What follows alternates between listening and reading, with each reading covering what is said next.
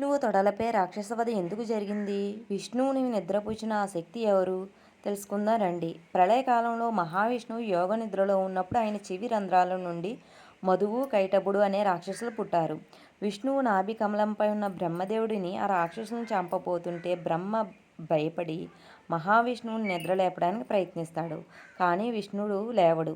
అప్పుడు బ్రహ్మదేవుడు గ్రహిస్తాడు విష్ణువు నిద్రపోవట్లేదు, ఆయనను యోగనిద్ర ఆవహించి ఉందని. అప్పుడు బ్రహ్మదేవుడు అమ్మవారిని ప్రార్థిస్తాడు. అమ్మవారు విష్ణువు కళ్ళు, ముఖం హృదయం నుండి బయటకు వస్తుంది. అప్పుడు విష్ణువు నిద్రలేచి ఆ రాక్షసులతో 5000 ఏళ్ళు యుద్ధం చేస్తాడు. రాక్షసులు అలసిపోరు. పైగా విష్ణువు పరాక్రమానికి మెచ్చి నీకు ఏం కావాలో కోరుకో అని అహంకారంతో అడుగుతారు. విష్ణువు తెలివిగా మీరు నా చేతిలో చావాలని కోరతాడు. వారు తెలివిగా నీరు లేని చోట మమ్మల్ని చంపు అని అడుగుతారు. ఎందుకంటే అప్పుడు అంతా జలమయం.